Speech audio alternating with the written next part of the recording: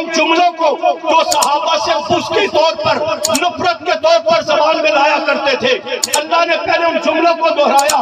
عَزُّ عَلَيْكُمُ الْأَنَامِلَ مِنَ الْغَيْظِ، وہ اپنی انگلیاں دانتوں میں چبا کر کے غصے کا اظہار کرتے تھے۔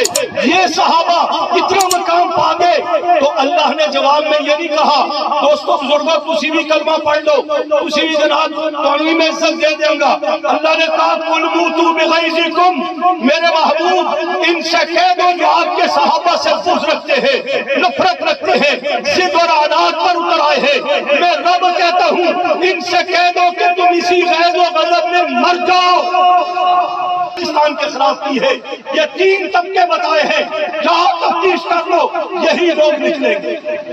لیکن مار کھا کر کے بھی ہمیں چیک کرو گے تو ہم مار کھانے کے بعد بھی جس طرح صحابہ کے اور پیغمبر اہل بیت کے دفاع ناموس کے تحفظ کے لیے جان تری پر رکھ کر 35-36 سال بعد آج بھی میدان میں ہیں، انشاءاللہ پاکستان کے دفاع میں بھی اسی طرح تمہیں میدان میں نظر آئے۔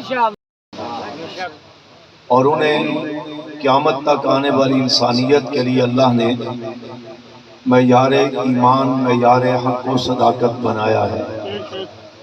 ان کی طرح کا ایمان ہوگا، ہدایت بھی ملے گی، نجات بھی ملے گی، جنت بھی ملے گی، اللہ کی رضا بھی ملے گی۔ فَإِنْ آمَنُوا بِمِثْلِ مَا آمَنْتُمْ بِهِ فَقَدِ اهْتَدَوْا۔ اور انہی صحابہ اکرام کے ذریعے دین اسلام کی کو تقویت بھی ملی، اور انہی کی محنت و قربانیوں کے نتیجے میں یہ دین اسلام پوری دنیا میں پھیلا بھی، غالب بھی ہوا، اور بکھر میں اور پورے پاکستان میں میرے اور آپ تک یہ دین پہنچا بھی صحابہ کے ذریعے۔ تو آغاز ہی میں جن کفار اشرار کو اسلام کی بڑھتی ہوئی محنت تحریک سے تکلیف تھی، پریشان تھے مذہبی طور پر، سیاسی طور پر، ان میں سب سے زیادہ معاملہ عیسائیت اور یہودیت کا ہے، اور عیسائیوں سے بھی زیادہ یہودیوں کو تکلیف رہی۔ ان اشد الناس عند اللہ،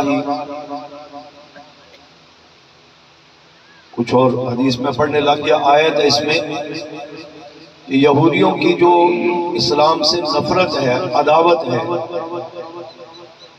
وہ قرآن کریم میں نے اس کو بڑے واضح الفاظ میں بیان کیا ہے کہ باقی کفار بھی دین اسلام سے عداوت رکھتے ہیں، نفرت رکھتے ہیں، پریشان ہوتے ہیں، لیکن یہودیوں کو سب سے زیادہ جو ہے وہ اسلام سے تکلیف ہے۔ پہلے مارا پیٹا، ظلم و تشدد کیا نبی کریم صلی اللہ علیہ وسلم پر بھی، صحابہ اہل بیت پر بھی، کہ اس ظلم سے شاید یہ پیچھے ہٹ جائیں، ساتھ چھوڑ دیں، نبی علیہ السلام کے دست بازو بننے سے انکار کر دیں۔ اور کئی مواقع پر کہنے والوں نے کہا بھی کہ یہ جو لوگ آپ کے ارد گرد ہیں، جب مشکل آئے گی تو آپ کا ساتھ چھوڑ جائیں گے۔ ابھی مولانا اشارہ فرما رہے تھے یہ تو پاکستانی سیاست کا ماحول ہے کہ آدمی صبح ادھر ہے تو شام کو ادھر ہے، شام کو ادھر ہے تو صبح ادھر ہے۔ تو ان کی جماعت کا یا نظریات کا کیا پتہ ہو، جن کے عقیدوں کا بھی پتہ نہیں ہوتا، جن کے مذہب کا بھی پتہ نہیں ہوتا کہ وہ کون ہے، کیا ہے، اوپر لیبل لگا کر کبھی ایک کے پیچھے زندہ باد، کبھی دوسرے کے پیچھے زندہ باد۔ لیکن نبی کریم صلی اللہ علیہ وسلم امام الانبیاء ہیں، امام المرسلین ہیں، امام المعصومین ہیں، مقصود کائنات ہیں۔ آپ کے ارد گرد جو لوگ جمع ہو رہے تھے، ایمان لا رہے تھے، آپ کے ہاتھ پر بیعت کر رہے تھے، وہ کلمہ پڑھنے کے ساتھ ساتھ لا الہ الا اللہ محمد رسول اللہ، اشہد ان لا الہ الا اللہ و اشہد ان محمدا عبدہ و رسولہ، یہ اقرار باللسان اور تصدیق بالقلب کے ساتھ ساتھ اپنے جملوں میں اس چیز کا بھی اظہار کر رہے تھے کہ اللہ کے رسول صلی اللہ علیہ وسلم ہم دامے درمے سخنے آپ کے ساتھ ہیں۔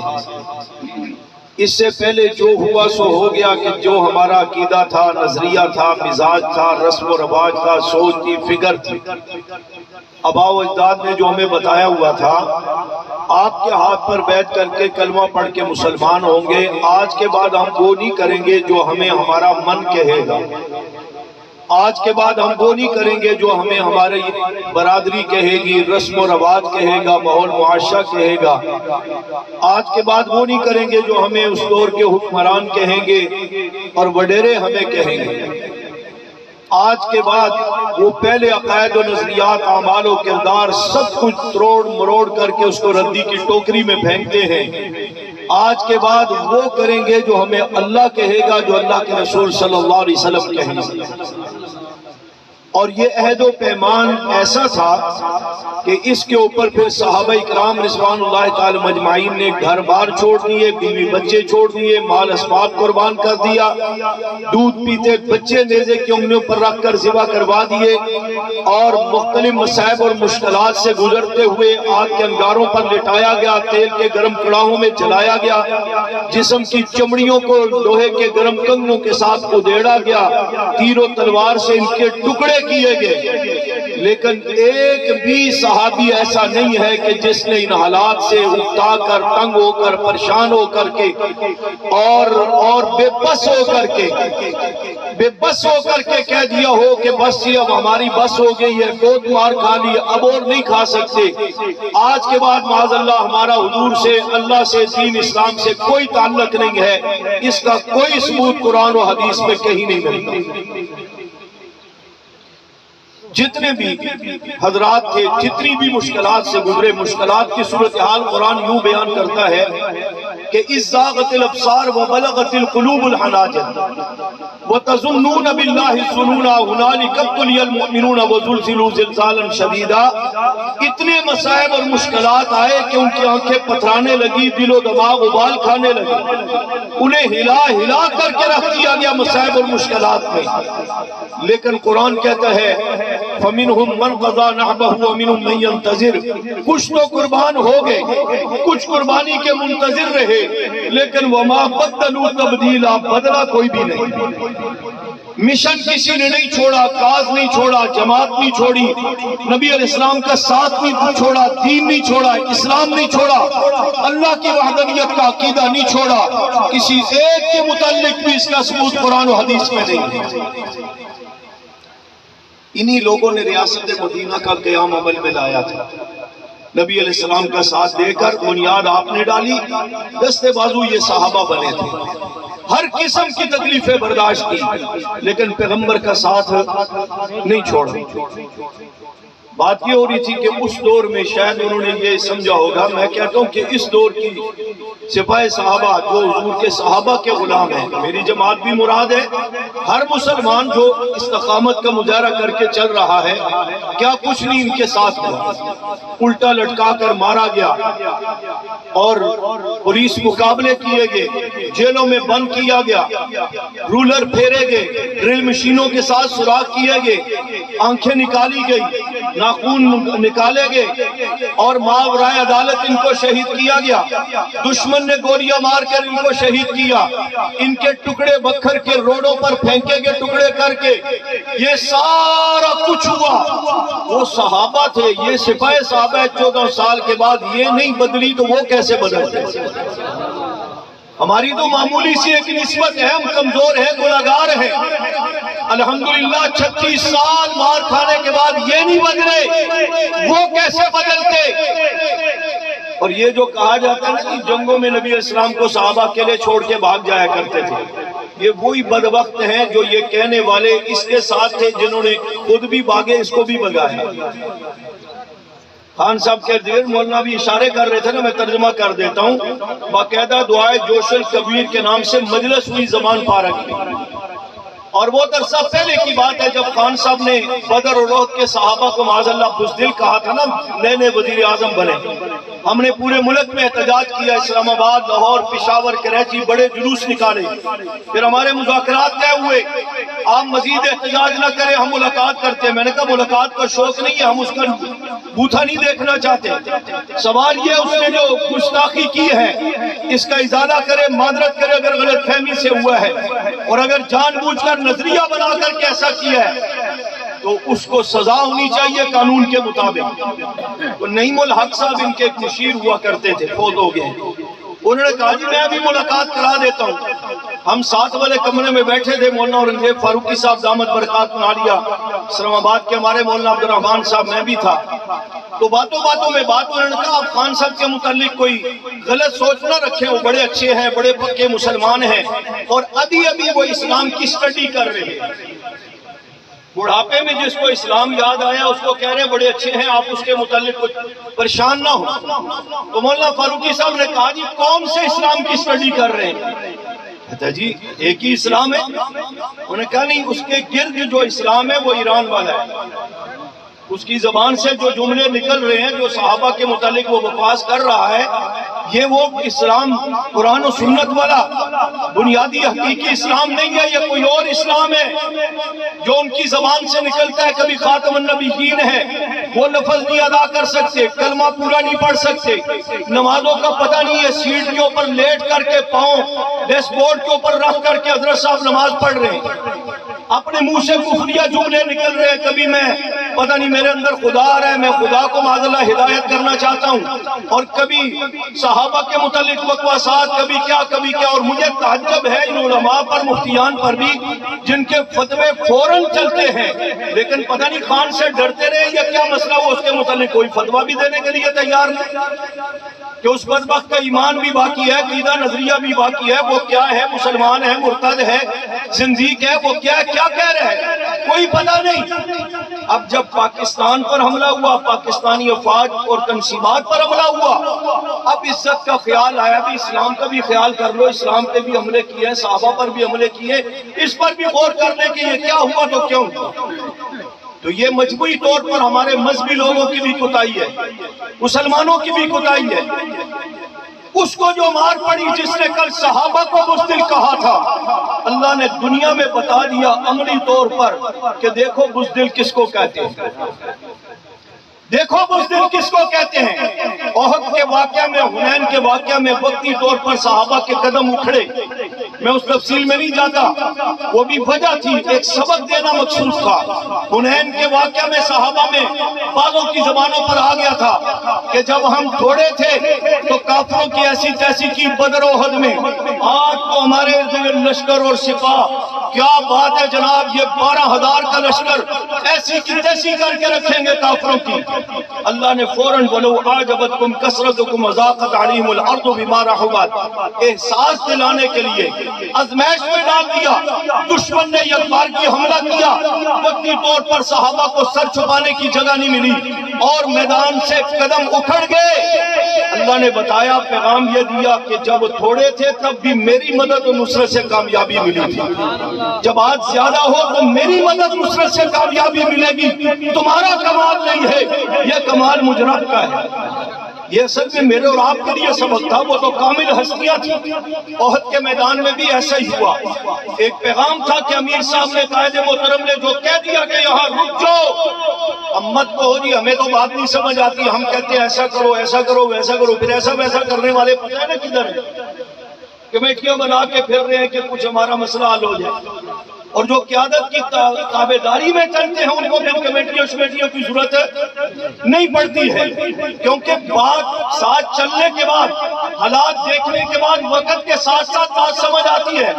हजरत उमर रज़ी अल्लाह ताला ने भी फरमाया था, अल्लाह के रसूल सल्लल्लाहु अलैहि वसल्लम इन काफिरों के साथ सुलह कर रहे हो हुदैबिया पर, इन काफिरों की हर बात मान रहे हैं, आपके जज्बात थे, आप फैसला होने से पहले फरमाते रहे, कहते रहे, अपने जज्बात का इजहार करते रहे। दायरा-कार में रहकर इस चीज का शिकवा निशानदेही करना, यह हर कारकुन का, हर मुक्तदी का, हर सिपा सालार के साथ चलने वालों का हक हुआ करता है। चुनांचे आपने कर लिया, लेकिन जब अल्लाह के रसूल सल्लल्लाहु अलैहि वसल्लम फैसला करके दस्तखत करके उठ खड़े हुए, फिर खामोशी है, फिर कोई एहतजाज नहीं, फिर कोई जज्बात नहीं, क़यादत का फैसला हो गया।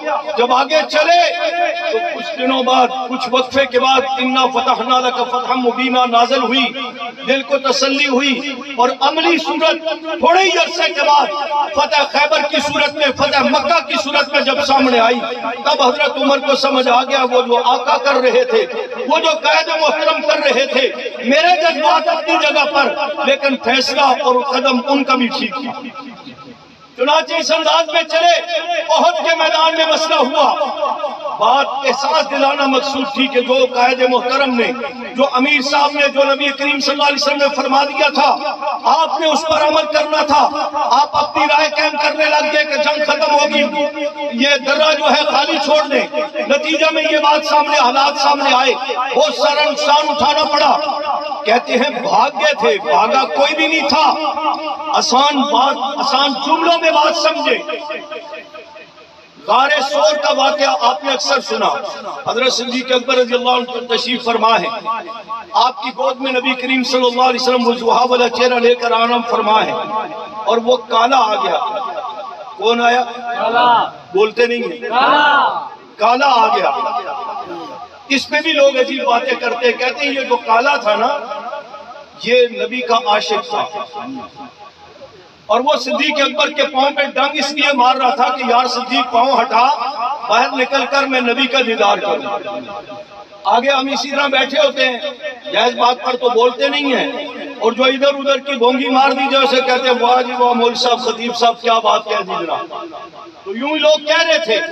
علامہ نور الحسن شاہ بخاری رحمۃ اللہ علیہ ہمارے اکابر میں سے گزرے ہیں، انہوں نے اس مولوی صاحب کا ہاتھ پکڑ لیا، کہا آپ نے بات کر لی، اپنی تقریر کر لی، میری تقریر بھی سن کے جائیں۔ آپ نے اپنی گفتگو میں کہا کہ آپ کہہ رہے ہیں وہ جو شام صدیق اکبر کے پاؤں پہ ڈنگ مار رہا تھا وہ نبی کا عاشق تھا، اور وہ ڈنگ اس لیے مار رہا تھا کہ یار صدیق پاؤں ہٹا، میں باہر نکل کر نبی کا دیدار کروں۔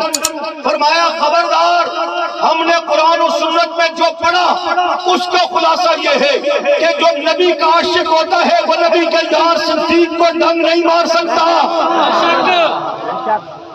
جو نبی کا عاشق ہوتا ہے وہ نبی کے یار صدیق کو ڈنگ نہیں مار سکتا۔ میں نے اس پر اپنے وجدان اور جملوں کا اضافہ کیا، میں نے کہا ہاں شاہ صاحب نے قرآن و سنت کی روشنی میں بات سمجھا دی۔ جو نبی کا عاشق ہوتا ہے وہ نبی کے پیارے عمر کو بھونک نہیں سکتا، جو نبی کا عاشق ہوتا ہے وہ نبی کے پیارے صحابی عثمان غنی کو خائن نہیں کہہ سکتا، جو نبی کا عاشق ہوتا ہے وہ نبی کے پیارے علی کو معاذ اللہ تکیہ باز نہیں کہہ سکتا، جو نبی کا عاشق ہوتا ہے وہ نبی کے پیارے نواسے حضرت حسن کو حضرت معاویہ کے ہاتھ پر بیعت کر کے امت کو متحد اور متفق کرنے کی میرے آقا صلی اللہ علیہ وسلم کی پیشن گوئی کی تکمیل، ان ابنی سید لعل اللہ یصلح بہ بین الفئتین عظیمتین من المسلمین، میرا یہ بیٹا مسلمانوں کی دو عظیم جماعتوں کے درمیان صلح کرے گا، یہ صلح کا سبب اتحاد اور اتفاق کا سبب بننے والا، حضرت حسن حضرت معاویہ کو مقتدا پیشوا ماننے والا نبی کا نواسہ جب یہ عمل کرتا ہے تو دشمن اس کے اوپر نیزے برساتا ہے، اور دشمن آپ کا خیمہ اکھیڑ دیتا ہے، مار پیٹ دیتا ہے۔ آپ کو تو حضرت حسین کی مظلومیت بتائی گئی، یہ بدبخت اس سے پہلے یہ سارا کچھ حضرت حسن کے ساتھ ظلم کر چکے تھے۔ خیر میں جملہ کہہ رہا تھا، جو نبی کا عاشق ہوتا ہے وہ نبی کے پیارے حسن نواسے کو تکلیف نہیں دے سکتا، جو نبی کا عاشق ہوتا ہے وہ نبی کے پیارے حسین کو کربلا میں دھوکے سے بلا کر بھوکا پیاسا رکھ کر کے شہید نہیں کر سکتا، جو نبی کا عاشق ہوتا ہے وہ نبی کے پیارے صحابی حضرت معاویہ پر تبرہ نہیں کر سکتا، جو نبی کا عاشق ہوتا ہے وہ نبی کے ازواج کو بھونک نہیں سکتا، نبی کی چار بنات پر تنقید نہیں کر سکتا۔ مان لینا چاہیے، بات سمجھ آتی ہے، جو پیغمبر کے اصحاب پر تبرہ کرتا ہے، جو پیغمبر کے ازواج کو بھونکتا ہے، جو پیغمبر کی بنات کو تنقید کا نشانہ بناتا ہے، وہ در حقیقت جہاں پر صحابہ کا دشمن ہے، اہل بیت یعنی کہ ازواج کا دشمن ہے، بنات کا دشمن ہے، وہاں وہ حقیقتاً محمد رسول اللہ کا بھی دشمن ہے۔ وہ حقیقت میں محمد رسول اللہ صلی اللہ علیہ وسلم کا بھی دشمن ہے۔ تو تو بات میں کر رہا تھا، کہتے ہیں جنگوں سے بھاگ جاتے تھے۔ میں کیسے مانوں جنگ میں تو دشمن نے حملہ کرنا ہے یا نہیں کرنا یہ تو پتہ نہیں ہے۔ حالانکہ صحابہ کی استقامت کے انداز یہ تھے کہ بعض صحابہ اپنے پاؤں زمین میں گڑھا کھود کے دسا لیتے تھے کہ دشمن کے حملے سے فطرتی طور پر بھی اگر بھاگنا پڑے تو ہم بھاگ سکے، جان دے دے مگر بھاگے نہ۔ وہ اس انداز میں استقامت کا مظاہرہ کرتے تھے۔ بات صدیق اکبر رضی اللہ عنہ کر رہا تھا کہ جنگ سے بھاگنا تو بات کی بات ہے، تو دشمن نے پتہ نہیں حملہ کرنا ہے یا نہیں کرنا، مجھے دشمن کا وار لگے گا یا نہیں لگے گا یہ تو نہیں پتا۔ یہ غار ثور میں صدیق اکبر کے پاؤں پر حملہ ہو رہا ہے، یہاں پر سام دم مار رہا ہے، آپ کو زہر سرایت جسم میں کرتے ہوئے دماغ تک پہنچ رہا ہے، آنکھوں میں آنسو نکل رہے ہیں۔ تو کہتے ہیں میدان چھوڑ کے بھاگ گئے تھے، میں کہتا ہوں یہاں موت سامنے ہے، دم مار رہا ہے سام، آپ بھاگنے کی بات کرتے ہو، صدیق قدم بھی نہیں ہلاتا کہ میرے آقا کے آرام میں خلل نہ پڑے۔ میں کیسے مانوں کہ وہاں سے بھاگ گئے تھے؟ یہ تو تم ہی بدبخت ہو جنہوں نے حسین کو تنہا چھوڑ کر کے بے وفائی کر کے حسین مسلم بن عقیل کو شہید کیا، میدان چھوڑ دیا، اور ذمہ داری سے کہہ دو بات لمبی ہو جائے گی۔ آج تک ایسے بدبخت جس کے ساتھ بھی کھڑے ہوئے ہیں، جس طرح یہ بزدل ہے اس طرح وہ بھی بزدل نکلا، جس طرح یہ تکیہ باز ہے اس طرح وہ بھی تکیہ باز نکلا، جس طرح یہ متے والے ہیں اس طرح وہ بھی متے والا ہے۔ یہ سارا کچھ پوری تاریخ 14 سال کی پڑھ لی جائے، بہت سارے میدان میں دکھا سکتا ہوں جس کے ساتھ یہ مل گئے اس کو بھی خراب کیا، خود تو پہلے سے ہی خراب تھا۔ اس کو بڑا خبردار کیا کہ یہ آپ کے گرد زلفی بخاری صاحب جو ہے یہ آپ کا دماغ خراب کر رہے ہیں، سمجھے؟ نہیں یہ اسلام کی سٹڈی کر رہے جی۔ بڑھاپے میں اسلام کی سٹڈی یاد آئی، مسلمان تو وہ ہے کہ پیدا ہوتے اس کو کلمہ پڑھایا اور جب ہوش سنبھالا تو اس کے بعد اس کو نماز اور جنازے کے سبق، نماز کا سبق، 6 کلمے، یہ چند چیزیں تو یاد ہونی چاہیے۔ اسے نبی علیہ السلام کے متعلق عقیدہ تو پتہ ہونا چاہیے، خاتم النبیین، دیگر چیزوں کا پتہ ہونا چاہیے۔ اور سر پہ سوار کرنے والوں پر بھی افسوس ہے، یہ 62-63 اس وقت کدھر جاتا ہے جب تم کسی کو تیار کر کے لا رہے ہوتے ہو، جب ملک کا بیڑا غرق ہوتا ہے پھر نظر آتا ہے کہ جناب یہ اس کے قابل نہیں تھا۔ خیر، تو میں عرض کر رہا تھا یہ استقامت کا مظاہرہ صحابہ نے کیا، اور صحابہ اکرام کو اسی استقامت اور نبی علیہ السلام کی وفات کی وجہ سے دشمن نے اس دور سے تنقید کا نشانہ بنانا شروع کیا۔ کبھی کہا معاذ اللہ یہ بیوقوف ہے، کبھی کہا ہم ان کے ساتھ مذاق کرتے ہیں، کبھی کہا کہ جناب والا نبی علیہ السلام کے ساتھ بے وفائی کر جائیں گے۔ مختلف دور میں مختلف انداز میں صحابہ پر تنقید ہوئی، لیکن یہ طے شدہ بات ہے جب بھی صحابہ پر تبرہ ہوا، تنقید ہوئی، اللہ سب سے پہلے دفاع کے لیے میدان میں آیا۔ اور جس الفاظ میں صحابہ پر تنقید ہے جواب میں اللہ پاک انہی جملوں میں صحابہ کے دشمن کو مخاطب کرتے ہیں۔ انہیں کہا گیا آمنو کما آمن الناس، ایمان لاؤ جس طرح صحابہ ایمان لائے۔ اس دور کے کافر کہنے لگے آمنو کما آمن السفہاء، معاذ اللہ اس نے ایمان لائے جس طرح یہ بیوقوف ایمان لائے۔ کوئی میٹنگ نہیں، کوئی احتجاج نہیں، کوئی مذاکرات نہیں، کوئی لمبی چوڑی سوچ و فکر نہیں کہ انہوں نے میرے محبوب کے صحابہ کو بیوقوف کیوں کہہ دیا، ان کا کیا علاج کرنا چاہیے کیا نہیں کرنا چاہیے۔ نہیں، فوراً جبرائیل علیہ السلام کو بھیج کر بتایا الا انہم هم السفہاء، خبردار جنہوں نے میرے محبوب کے صحابہ کو بیوقوف کہا ہے، میں رب کہتا ہوں وہ سب سے بڑے بیوقوف خود ہے۔ اگلی آیت میں کام ان کا مذاق اڑاتے ہیں، اللہ نے کہا اللہ یستہزئ بہم، میں تمہیں مذاق بنا کر کے چھوڑوں گا۔ چلتے چلتے یہاں تک بھی صورتحال آئی کہ کافر صحابہ کرام کی بڑھتی چڑھتی ہوئی شان و شوکت کو دیکھ کر کے بڑے پریشان ہوا کرتے تھے کہ یار یہ بلال، یہ عمر بن فہیرہ، یہ خباب بن الارت اور یہ باقی صحابہ، ان میں سے کئی ہیں جو کل تک تو ہمارے غلام تھے، ہمارے جوتے سیدھے کیا کرتے تھے، اب ان کے لیے سلام عرشوں سے آتا ہے، یہ نماز پڑھتے ہیں تو قرآن اس کی تعریف کرتا ہے، یہ رکوع اور سجدہ کرتے ہیں تو قرآن کی وہ ان کے رکوع اور سجدہ قرآن کی زینت بن جاتے ہیں، یہ امانت و دیانت و خطابت و سیاست و تجارت جو بھی نیک عمل کرتے ہیں قرآن تعریف اور توصیف کرتا جاتا ہے. 1226 آیات میں قرآن ان کی شان بیان کرتا ہے. یہ اتنے بڑھ گئے ہیں, یہ حبشے کا بلال ہے, رنگ کا کالا ہے, کرتا پار پر ہے, اور محمد صلی اللہ علیہ وسلم کا یار ہے. وہ دیکھتے نہیں یہ چرچا زمین پر ہے, پاؤں کے ہٹ کے بعد جنت میں سنائی دیتی ہے. صحابہ کی شان و شوکت کو دیکھ کر کافر بڑے چلتے بڑے پریشان ہوتے, تو اللہ تبارک و تعالیٰ نے ان کے ان جملوں کو جو صحابہ سے پسکی طور پر نفرت کے طور پر زبان میں لایا کرتے تھے, اللہ نے پہلے ان جملوں کو دہرایا. عزو علیکم الانامل من الغیظ, وہ اپنی انگلیاں دانتوں میں چبا کر کے غصے کا اظہار کرتے تھے. یہ صحابہ اتنا مقام پا گئے تو اللہ نے جواب میں یہ نہیں کہا دوستو بزرگوں تسی بھی کلمہ پڑھ لو, تسی بھی جناب قانونی میں عزت دے دیں گا. اللہ نے کہا قل موتوا بغیظکم, میرے محبوب ان سے کہہ دو جو آپ کے صحابہ سے بغض رکھتے ہیں, نفرت رکھتے ہیں, ضد اور عادات پر اتر آئے ہیں, میں رب کہتا ہوں ان سے کہہ دو کہ تم اسی غیظ و غضب میں مر جاؤ. تم اسی غیظ و غضب میں مر جاؤ, اس دھرتی پر چلنے پھرنے کے قابل تم نہیں ہو.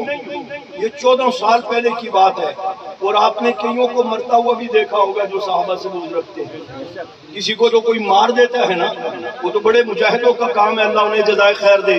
لیکن ہم جیسے کمزور جب سوچتے ہی رہتے ہیں یار شیعوں کو کافر کہیں نہ کہیں. یہ آپ کے پڑوس میں ایک ضلع ہے ماشاءاللہ جہاں سے قربانیوں کا آغاز ہوا تھا, لیا, کتنے دوست بیٹھے ہیں, وہ بیچارے سوچتے ہی رہتے جی ایسا کریں گے تو ایسا ہوگا ایسا ہوگا. یار تم ایک مولانا حق نماز کی تقریر سن لو, یادگار چوک والی, پشاور والی, ایک مظفر گڑھ والی سن لو, پھر اس کے بعد مجھ سے بات کرنا کہ ایسا ویسا ہوگا, یا اللہ کے فضل سے کچھ بھی نہیں ہوگا.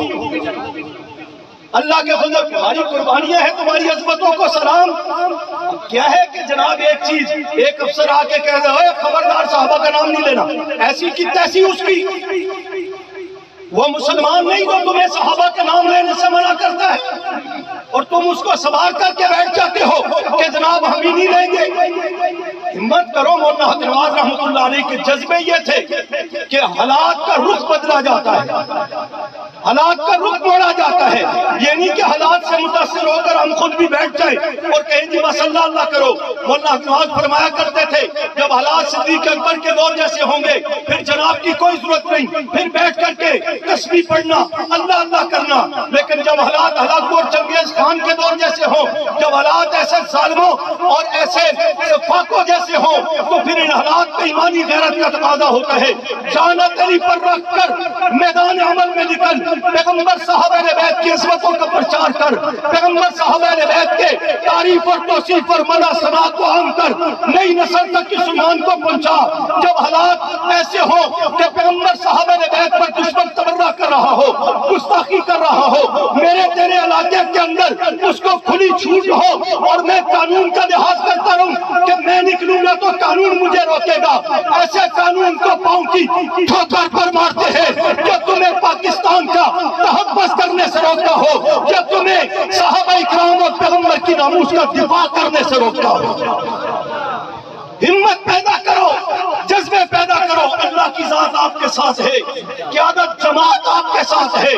یہ ضلع بکھر تھا نا, یہاں کیا قربانیاں نہیں لگی, یہاں پر کیا مشکلات نہیں آئی, 5-10 سال ان ذمہ داروں نے جیلیں نہیں کاٹی, یہ سارے اسٹیج پر بیٹھے ہوئے ہیں. لیکن جب حکمرانوں کو اداروں کو سمجھ آ گیا کہ ہمارے اوپر جو الزام تھا کہ یہ ملک دشمن ہے, یہ ملک میں افراتفری پھیلانا چاہتے ہیں, یہ بدعمل لوگ ہیں, انہوں نے مار کر کے بھی تحقیق اور تفتیش کر کے دیکھ لیا کہ ہمیں غلط فہمی تھی, اصل تو وہ تھے جنہوں نے یہ چند دنوں سے ملک کا بیڑا غرق کر کے رکھا ہے. اور چیک کر لیں آپ ان کے محکموں کو جا کر, جو گرفتار ہوئے ان کو چیک کریں, جو مزید ہیں. ذمہ داری سے کہتا ہوں شیعہ ملیں گے, زمان پارک میں جو کچھ ہوا, لاہور میں اسلام آباد میں جو کچھ ہوا, سرکاری اور فوجی تنصیبات پر جو بھی ظلم ہوا, یعنی کہ حملے ہوئے, اور جو بھی یعنی کہ شہداء جو پاکستان کے لیے جنہوں نے قربانیاں دی, ان کی بہروتی کرنے والے, ان سب کو چیک کر لو. جذبات خطابت نہیں, ذمہ داری سے کہتا ہوں شیعہ ملیں گے, قادیانی ملیں گے, اور دہریہ قسم کے ملک دشمن لوگ ملیں گے. کسی بھی سنجیدہ بندے نے کوئی اکا دکا مظاہرے میں آ گیا وہ علیحدہ بات ہے، لیکن جنہوں نے پلان بنا کر یہ ساری بدماشی پاکستان کے خلاف کی ہے، یہ 3 طبقے بتائے ہیں، جہاں تفتیش کر لو یہی لوگ نکلیں گے۔ لیکن مار کھا کر کے بھی ہمیں چیک کرو گے تو ہم مار کھانے کے بعد بھی جس طرح صحابہ کے اور پیغمبر اہل بیت کے دفاع ناموس کے تحفظ کے لیے جان قریب پر رکھ کر 35-36 سال بعد آج بھی میدان میں ہیں، انشاءاللہ پاکستان کے دفاع میں بھی اسی طرح تمہیں میدان میں نظر آئیں گے، اسی طرح پاکستان کے دفاع میں بھی نظر آئیں گے۔ مجھے ایک افسر نے تفتیش کے دوران پوچھا پاکستان کے لیے کیا خیال ہے؟ میں نے کہا تم سے ڈر کر یا تمہیں تفتیشی جملے لکھوانے کے لیے نہیں، میری تحریریں پاکستان پر موجود ہیں اخبارات کے اندر، میں وہ بتانا چاہتا ہوں کہ ہم پاکستان کا اس لحاظ سے تحفظ کرتے ہیں جو ہمیں شریعت حکم دیتی ہے کہ یہ ہمارا ملک ہے، ہمارا وطن ہے، اور شریعت نے اپنے وطن کی حفاظت اور دفاع کے لیے باقاعدہ احکامات ہمیں دیے۔ ہم سوچ ہی نہیں سکتے، بلکہ اس سے بڑا الو سمجھتے ہیں جو جس شاخ پر بیٹھا اسی کو کاٹ رہا ہو، اس سے بڑا بدبخت کون ہے؟ تو ہم اللہ کا شکر ادا کرتے ہیں ہمارا ملک ہے، ہم اس کے متعلق سوچیں۔ آپ کا تصور تفتیش میں ادھر چلتا رہا، یہ لئیے والے ساتھی صحابہ کے نام نہ لے، ڈنڈے لے کر کھڑے ہو جاؤ، یہ نہ کرے وہ نہ کرے، اور جنہوں نے ملک کو توڑ کر کے رکھ دیا آپ کی توجہ ادھر نہ ہوئی، میرے ان غریب ساتھیوں پر نظر رکھی، ان مخلصوں پر نظر رکھی، ان صحابہ سے محبت کرنے والوں پر نظر رکھی، ان پاکستان سے محبت کرنے والوں پر نظر رکھی جو اسلام کے بھی دشمن ہے، ختم نبوت صحابہ کے بھی دشمن ہے، پاکستان اور پاکستان کا فوج کے بھی دشمن ہے، انہیں تم خود پروٹوکول دے کر پالتے رہے، آج انہوں نے چھرا گھونپے تمہاری پیٹھ میں، تب پتہ لگا یہ محب ہے وہ دشمن ہے۔ اور اب بھی میں کہنا چاہتا ہوں قائد محترم موجود ہے، اپنی پالیسی گفتگو فرمائیں گے، ادھر سے آپ کی قیادت جنرل صاحب کے ساتھ بیٹھی ہوتی ہے اور مقامی ایک ایجنسی کا اہلکار کہہ رہا ہے تو 4 شیڈول نیچے خبردار تو صحابہ نہ لے آتا۔ یار کوئی ایمان بھی ہوتا ہے، کوئی دین بھی ہوتا ہے، تم لوگوں نے مرنا نہیں ہے۔ یہ 4 شیڈول جنرل صاحب کو نہیں نظر آتا، ہوم سیکرٹری صاحب کو نہیں نظر آتا، کمشنر صاحب کو نہیں نظر آتا، وہ ان کے ساتھ بیٹھے ہیں، وہ ان کو ملک کے خواہ سمجھ کر امن کے لیے مشورے کر رہے ہیں، اور تم مقامی طور پر اپنی ڈیوٹیاں نبھانے کے لیے ان کو دباتے جا رہے ہیں۔ سب کچھ نوکری نہیں ہوتی، ایمان بھی کوئی چیز ہوتی ہے، دین بھی کچھ ہوا کرتا ہے۔ تو میں عرض کر رہا تھا کہ صحابہ اکرام کی دفاع کی بات، انہوں نے کہا علیکم الانامل من الغیظ، صحابہ سے اپنے غصے کا اظہار کیا، تو اللہ نے یہ نہیں کہا دوستو بزرگوں خیر ہے انہوں نے سمجھاؤ کلمہ پڑھ لیں جیسی تو اڈوں احترام دیوں گے، اللہ نے کہا کل موتوا بغیظکم، میرے محبوب ان سے کہہ دو تم اسی غیظ و غضب میں مر جاؤ، تمہیں اس دھرتی پر چلنے کا کوئی حق نہیں۔ ہر دور میں مردار ہوئے، مردار کیے گئے، مرے، لیکن ابھی چند مہینے پہلے کی بات ہے، ایک ٹی وی کے پروگرام میں ایک محترمہ صحابہ کے عنوان پر گفتگو کر رہی تھی، اور مختلف مسلمان بھی بیٹھے تھے، اہل تشیع کا ایک نمائندہ بھی بیٹھا تھا، اس میں سوال جواب کرتے کرتے اس محترمہ نے کہا، وہ جو ان کا نمائندہ تھا اس سے کہا کہ علامہ صاحب جب عظمت صحابہ کی بات آتی ہے تو آپ کی پیشانی پر تیور کیوں چڑھ جاتے ہیں؟ آپ میرے سوالوں کا جواب دینے کے بجائے بڑے پریشان ہو جاتے ہیں، یہ کیا نہیں ہوئے؟ وہ انہوں نے کہا نہیں مجھے بتائے نا مسئلہ کیا ہے۔ اب اس بدبخت کو جواب کوئی نہیں آیا، وہ پروگرام چھوڑ کے بھاگ گیا، کیونکہ یہ بھاگنا ان کی فطرت ہے، چاہے کربلا سے مسلم بن عقیل کو وہاں چھوڑ کر کے بھاگے، چاہے زمان پارک سے بھاگے اور ساتھ والوں کو بھی بھگوائیں، چاہے وہ وزیر ہو کر علماء کی گستاخیاں کرتا تھا، اب لمحہ بھر یار کوئی 2-4 دن تو ظالموں صبر کر لیتے، کوئی تھوڑا سا تو خیال کر لیتے کہ تمہاری قیادت ہے، جماعت ہے، بڑھ کے ہیں، تقریریں ہیں، اور ایک نے جنگ میں یہاں تک کہا کہ حضرت نے بتایا کہ انہوں نے کہا حرام زیادہ ہوئے گا جڑا عمران خان کو ووٹ نہیں دے، کل اس کا بھی اعلان آ گیا، اور اعلان میں پاکستان سے باہر بیٹھ کر کے کیا، کہتے ہیں میں چھوڑتا ہوں جو میں ٹکٹ بھی واپس کرتا ہوں۔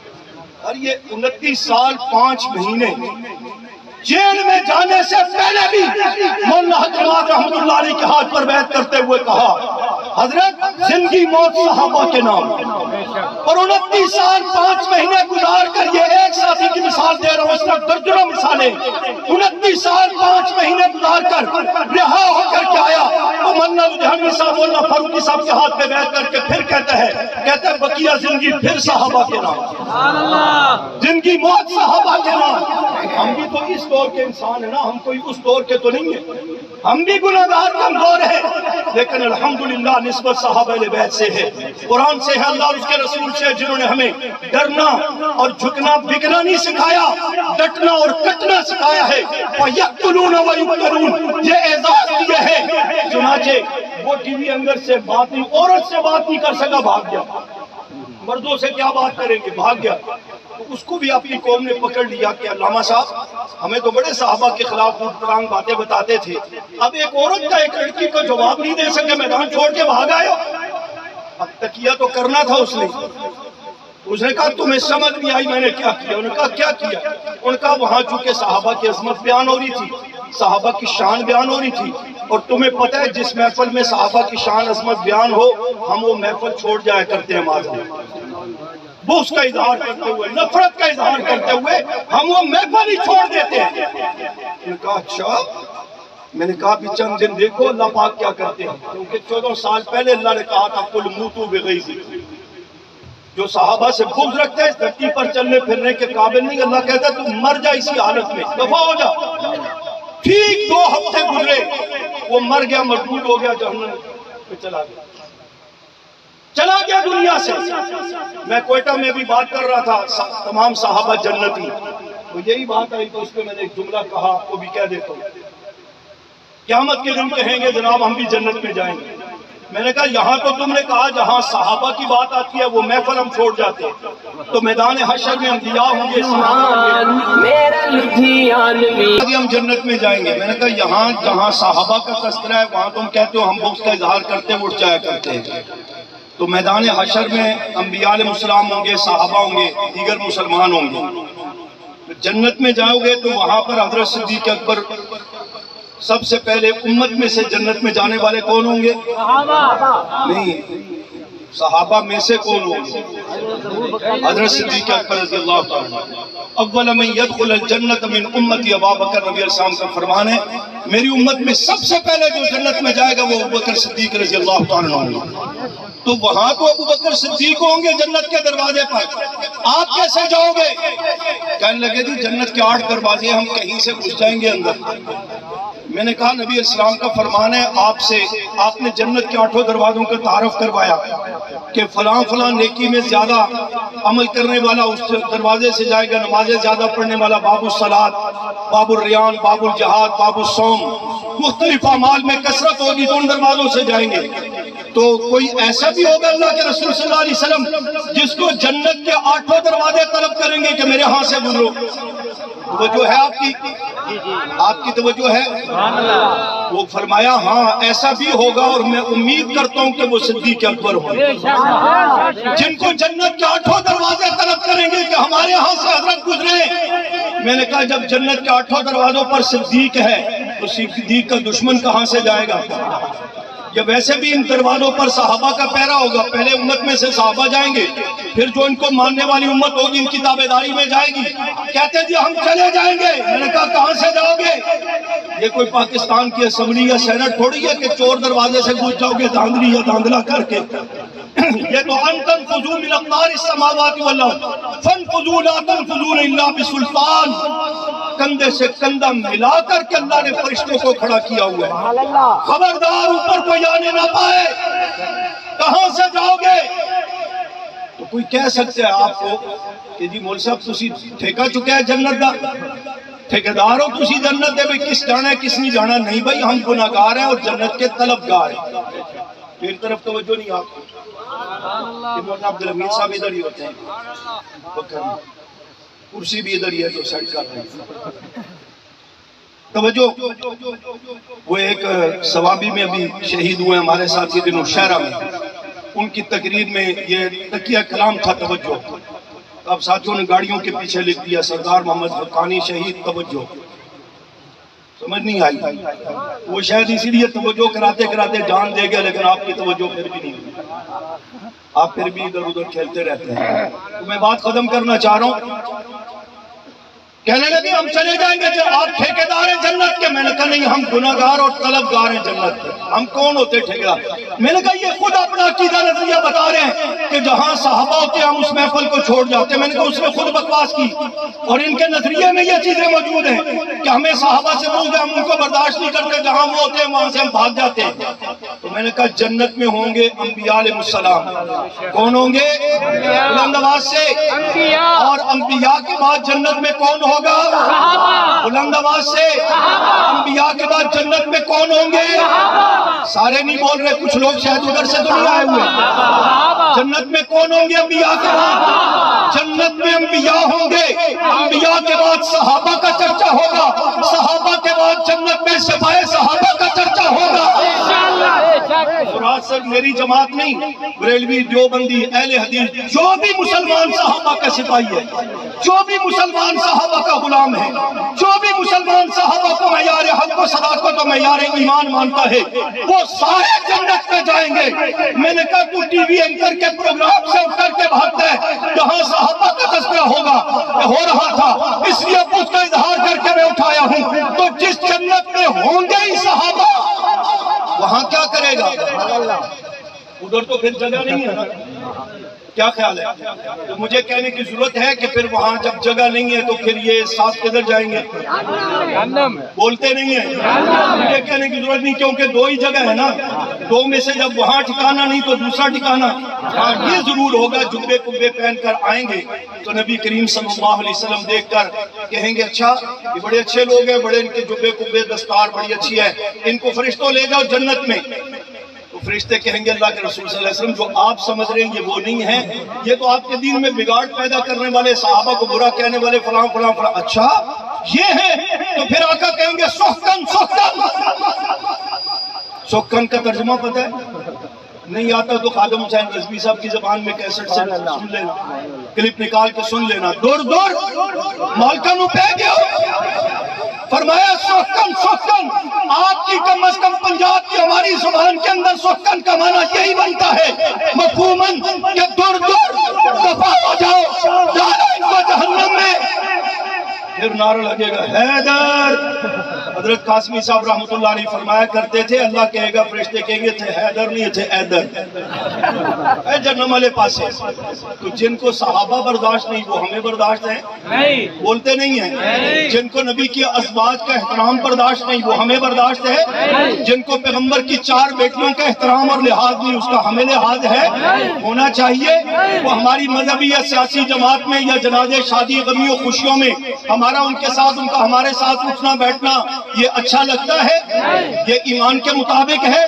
ایمان کے موافق ہے؟ نہیں ہے. تو پھر دیکھ لو جب وہ اس پرفتن دور میں کھل کر کے اس کا اظہار کر کے کہتے جی میں جا رہا ہوں اس لیے کہ یہاں صحابہ کی شان بیان ہو رہی ہے، تو ہم ڈھیلے کیوں پڑ جاتے ہیں؟ ابھی صرف چند دن پہلے کی بات ہے، ایک شادی کی محفل میں گئے جو ہمارے ایک انتہائی قابل احترام جماعت کے ساتھی جنہوں نے جامع شہادت نوش کیا اور بڑی جرت کے ساتھ ناموس رسالہ ناموس صحابہ اہل بیت کے لیے اپنا کردار ادا کرتے رہے. ان کے بیٹے کی شادی ہے. یہ شہیدوں کے بیٹوں پر بھی نظر رکھا کرو، ان کی تربیت کیا کرو، ان کو اچھے انداز میں ان کا احترام بھی، لیکن پروٹوکول کم دیا کرو کہ اس سے دماغ خراب ہو جائے. کیونکہ بچے ہوتے ہیں نا تو تربیت کم ہوتی ہے. وقت سے پہلے جب آپ ان کو کہیں گے حق نواز حق نواز فاروقی فاروقی تو وہ کہیں گے اچھا اصل تو وہ نہیں تھے، اصل تو میں ہی ہوں. وہ کئی جگہ پر ہوتا ہے. بعض باتیں تربیتی نشست کی ہے لیکن کہہ دیتا ہوں، بات ختم بھی کرتا ہوں کہ ایک خطیب آئے گا نا آپ کے اسٹیج پر تو تقریر اچھی لچھے دار کر لے گا، بڑے دھویں دار خطاب ہوگا، تو اگلے دن آپ کے 2-4 جھوم کے آئیں گے مولانا عبدالحمید صاحب، مولانا عبدالغفور صاحب. خطیب تو بڑی چنگی تقریر کر گئے، ایک کہتے تھا ذرا ٹائم تے لے کے اچھا حضرت بھی آپ کی محبت میں ٹائم لے دیں گے. آپ جناب اگلے اشتہار پر لکھے ہوں گے للکار جنگوی للکار فاروق، للکار جنگوی انداز فاروق. میں کہا کرتا ہوں یہ جنگوی ایک تقریر سے جنگوی بنا تھا؟ ایمانداری سے بتاؤ یہ جنگوی ایک تقریر سے جنگوی بنا تھا؟ تم نے 15 15 سال مار کھائی ہے، 12-15 سال پڑھا ہے، سمجھا ہے، تحقیق کی ہے، پھر جیلیں کاٹی ہیں، الٹا لٹکایا گیا ہے، مارے کھائی ہے، جسم کو زخمی کروایا ہے، آپ کے اسی قریب لیا سے ان کو گرفتار کیا گیا، ایس ایچ او چھبارہ نے جو ان کے ساتھ ظلم کیا، اس کے بعد کتنی مسائل اور مشکلات سے گزرنے کے بعد حق نواز بنا ہے، تم ایک تقریر سن کر کے اسمان پر چڑھا دیتے ہو انداز غلبی للکار فاروقی، اور اگلے دن جب اس کی نہیں مانی جاتی تو وہ آپ کو سلام کر کے پی ٹی آئی کی طرف بھاگ کر کے کبھی ادھر جا رہا ہوتا ہے، کبھی ادھر جا رہا ہوتا ہے۔ اس لیے تھوڑا کنٹرول کر کے ہر چیز کو نظم کے ساتھ، تو میں بتا رہا تھا میں اس کی شادی میں چلا گیا، پنڈی اسلام آباد کے ذمہ دار بھی ہمارے ساتھ تھے، موقع بھی تھا، ذمہ داری بھی تھی کہ ہمارے شہید کا بیٹا ہے، اس خوشی کے موقع پر اس کو تنہا نہ چھوڑا جائے۔ شادی حال میں گئے، سلام دعا ہوئی، بیٹھ کے علاقے کے بڑے علماء بھی بیٹھے ہوئے تھے۔ تھوڑی دیر بعد مجھے کسی نے کان میں کہا، اس نے بھی شاید کسی نہ چیز کو سمجھا تو کہا، اور نہ اور کئیوں کو پتا تھا لیکن کوئی بولا نہیں۔ انہوں نے کہا جی وہ فلاں صاحب کی جو ہے شیعہ ہے نامور علاقے کا، وہ سامنے بیٹھا ہوا ہے۔ میں نے کہا کس نے بلایا؟ میزبانوں نے بلایا، مولانا صاحب نے بلایا، ان کے بیٹے نے بلایا، ان کے سسر نے بلایا، کس نے بلایا؟ جی وہ ایک برادری کا ہی بندہ ہے، وہ ہر جگہ پر اس کو لے کے پہنچ جاتا ہے، لوگ پریشان بھی ہوتے ہیں لیکن وہ کبھی ایک کو کبھی دوسرے کو لا کر پہنچتے ہیں۔ میں وہاں سے اٹھ کے نکل گیا، میں نے کہا بھئی یا وہ بیٹھے گا یا ہم بیٹھیں گے، تمہیں اگر قاری سعید کی خون کا حیا نہیں ہے تو ہمیں نبی علیہ السلام صحابہ کا بھی حیا ہے، اور حق نواز اسحاق فاروقی اعظم تارک اور 10,000 شہداء کے خون کا حیا ہے۔ ابھی اس طرح بیٹھنا تھا تو پھر یہ خون دینے، قربانیاں دینے کا کیا مطلب تھا؟ میں نے کہا میں جا رہا ہوں، میں اٹھا ہوں، میرے ساتھ ذمہ دار بھی اٹھ کے باہر نکل گئے، ان کو لالے پڑ گئے۔ انہوں نے کہا جی اس کو دیکھیں جی عزت کا مسئلہ ہے، میں نے عزت جانو تمہاری جانو، میں نے ان کو زور نہیں دیا کہ اس کو نکالو، میں نے کہا ہم نے شرکت نہیں کرنی، اس لیے کہ ہماری غیرت گوارا نہیں کرتی۔ ہم برادری دیکھ کر، دو صحباب دیکھ کر، کچھ دیکھ کر ڈھیلے پڑ جائے تو چھوڑو جی، انہیں تھے کڑا، انہیں لمبی گل نہ کرو، ہمیں فساد ہونا ہے، گزارا کرو، بس غمی ہے، شادی ہے، جنازوں میں بھی گھسے ہوئے ہیں، شادیوں میں بھی آ رہے ہیں اور سیاست میں بھی ساتھ چل رہے ہیں، تو آنکھیں بند کر لیتے ہیں، ہمارے اپنے ساتھ چلنے والے لوگ گڑبڑ کر جاتے ہیں۔ تو جب میں باہر بیٹھا نا، ٹھیک میرا خیال ہے 10 سے 15 منٹ لگے رسوا کر کے اس کو وہاں سے نکالا، اور پھر 15 منٹ میں نے بیان کیا، باقیوں کو بھی احساس دلایا کہ یہ صرف میری ذمہ داری نہیں، تمہاری ذمہ داری ہے۔ تو میں کہنا یہ چاہتا ہوں کہ وہ جب اس پرفتن دور میں کہتا ہے، جس محفل میں صحابہ کی شان بیان ہو، معاذ اللہ ہم نہیں بیٹھتے، ہم نفرت کے اظہار کر کے اٹھ جایا کرتے ہیں، تو کچھ غیرت تو ہمارے اندر بھی ہونی چاہیے کہ جہاں صحابہ کا دشمن بیٹھا ہو، یا اس کو وہاں اٹھا، اس کو وہاں سے اٹھا، یا خود وہاں سے اٹھا، کچھ تو اظہار کر پیغمبر سے، صحابہ سے محبت کا۔ تو میں دفاع صحابہ کی بات کر رہا تھا، اللہ نے بھی صحابہ کا دفاع کیا، رسول اللہ نے بھی کیا، صحابہ نے بھی صحابہ کا دفاع کیا، چلتے چلتے 1400 سال سے صحابہ کا دفاع چل رہا ہے، اس لیے کہ صحابہ کا دفاع دین کا، اسلام کا، قرآن کا، کلمے کا، اور پورے دین اسلام کا دفاع ہے۔